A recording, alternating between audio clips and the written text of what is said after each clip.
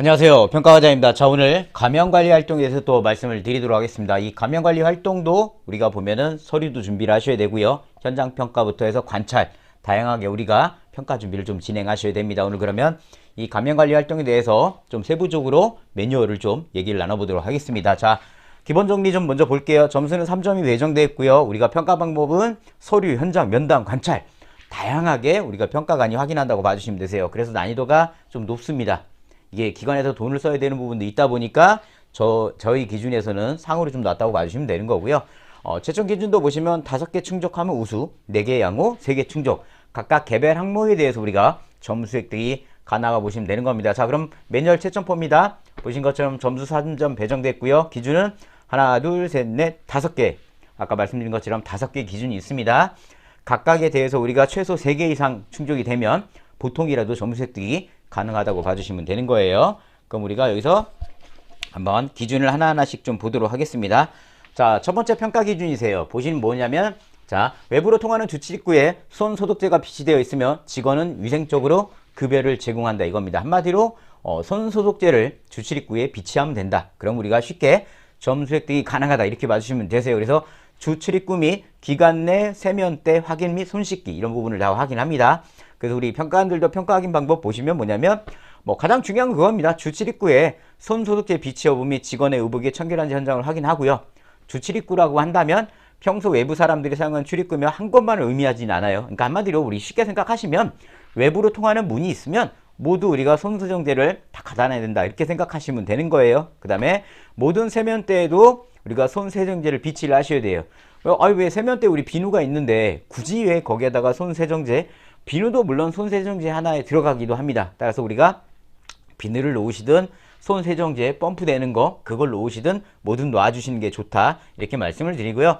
평가 당일날은 당연히 깔끔한 세탁이 다 완료된 유니폼이죠. 우리가 앞치마, 기본적으로 앞치마들을 많이 하실 거니까 앞치마는 좀 청결 상태를 확인해 주셔야 되는 거고, 그 다음에 우리 실제 요양구사님들이 서비스 하실 때 평가 당일날은 반드시 직원이 서비스를 제공 전후 손 씻기 수행하는지를 평가관들이 봅니다. 그래서 예를 들어 우리가 어르신의 배설 교체를 교환을 하고 왔는데 손을 안 씻고 있다면 감점을 맞아요. 그래서 반드시 여기 보신 것처럼 식사 보조, 기저귀 교환, 욕창, 창상간호, 소변 비우기 이런 부분, 요 부분들에 대해서 우리가 반드시, 그러니까 그날만큼은 무슨 서비스를 하면 무조건 손을 씻는다. 손을 세정을 해가지고 손을 깔끔하게 지내게 된다. 이렇게 봐주시면 되는 거예요. 자, 두 번째 기준 좀 보겠습니다. 두 번째 기준은 여기 보신 것처럼 우리가 여기 보신 거 잠깐만요.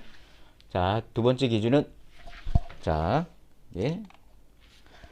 간호에 필요한 비품을 소독하고 청결하게 관리하냐 이겁니다. 그러니까 간호 비품에 대해서 관리하는 거에 대해서 우리가 평가관들이 서류로 확인을 합니다. 여기 보신 것처럼 이 비품 소독 관리 대장에는 날짜, 비품명, 소독 방법, 소독자가 반드시 들어가야 되는 겁니다. 물론 기관에서 일회용품 쓰시는 기관들이 있으실 거예요. 일회용품 같은 경우는 유효기간이죠. 우리가 유효기간, 구매 내역 이런 부분에 대해서 평가한테 보여주셔야 되는 겁니다.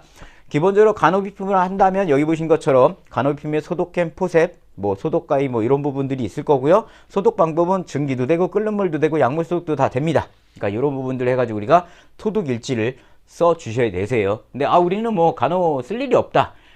쓸 때를 대비해서 보관해서 관리하라는 겁니다. 따라서 우리가 아무리 우리는 안 써요라는 거는 평가에서는 인정이 안 돼요. 따라서 주기적으로 사용을 했다면 무조건 소독이 들어가야 되는 거고요. 우리가 만약에 사용 안 하더라도 주기적으로 좀 소독한 모습을 보여주셔야 되는 겁니다. 만약에 우리가 일회용품을 하고 계시다면 유통기한 이런 부분 주의하셔야 됩니다. 자, 기준 세 번째 볼 거예요. 평가 기준 세 번째는 뭐냐면 의료 폐기물이에요. 근데 이 의료 폐기물은 무조건 전문 업체 통해서만 인정이 돼요. 예전 같았으면 우리가 옆에 협약 병원에서 의료 폐기물 하나 갖다 놓고 외부 협력 업체에서 이렇게 들고 간다. 이렇게 해가지고 인정을 받았다면 그런 건 이제 아예 안 되고 전문 업체를 통해서만 인정이 되기 때문에 의료 폐기물은 전문 업체를 통한 배출만 인정하며 계약서 지출 증빙 등의 관련 자료를 확인합니다. 병원 약국 등과 협약은 이제 인정이 안 돼요. 따라서 우리가 반드시 이 부분에 대해서 전문 업체와 의료 폐기물을 진행을 하셔야 되세요. 아셨죠? 자, 우리 그럼 네 번째 기준 좀 볼게요.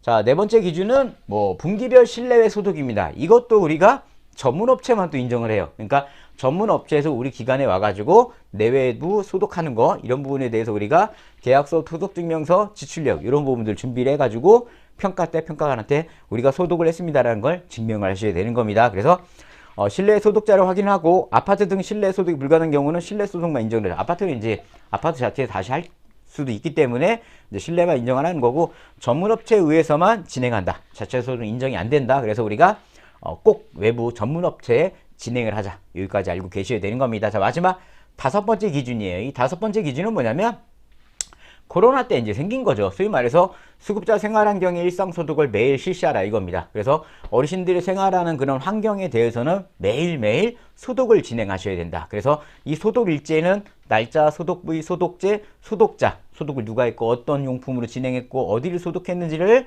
일지에 다 적으셔야 되는 겁니다. 자, 여기 것처럼 일상소독 매일 실시하는지 관련자료 면담이나 그 자료를 면담하고 자료도 확인을 합니다. 그래서 여기 보신 것처럼 뭐 자주 손이 닿는 부분을 의미해요. 출입문 손잡이, 안전문이, 난간, 문고리, 침대, 휠체어, 스위치 이런 부분들은 꼭 그 일지에 꼭 들어가야 된다. 이렇게 봐주시면 되세요. 그래서 소독제는 여기 것처럼 적절한 법적으로 준수된 여기 치아선, 염소나 나트륨이나 알코올 등 이런 부분들로 소독을 진행해서 우리가 매일매일 일지를 그리고 서류 면담을 우리가 준비를 하셔야 되는 겁니다. 자, 지금까지 우리가 총 5개에 있는 5개 기준을 확인을 해봤습니다. 그럼 여기서 제가 좀 질의면답에서 이제 좀 볼게요. 여기 질문 2번이죠. 여기인 것처럼 현재 사용하지 않는 물품에 대해서 필수적으로 소독 장부가 기재되어야 하는지 궁금합니다. 아까도 제가 말씀을 드렸잖아요. 이거는 내가 만약 응급시 긴급하게 써야 될 때를 대비해서 관리를 하라는 겁니다. 따라서 여기 보신 것처럼 시설에 비치는 간호비물 소독 여부 및 보관 관리 상태를 확인하는 지표로서 현재 사용하지 않더라도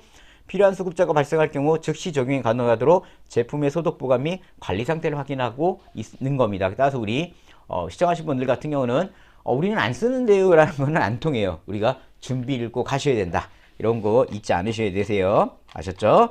자, 우리가 오늘 감염관리 활동에 대해서 이제 기존 매뉴얼에 대해서 우리가 좀 공부를 진행해 봤습니다. 이제 조만간 이제 내년도 2025년 매뉴얼이 발표가 될 것 같아요. 매뉴얼이 발표가 되면 제가 누누이 말씀을 드리잖아요. 혼동이 와요. 혼란이 옵니다.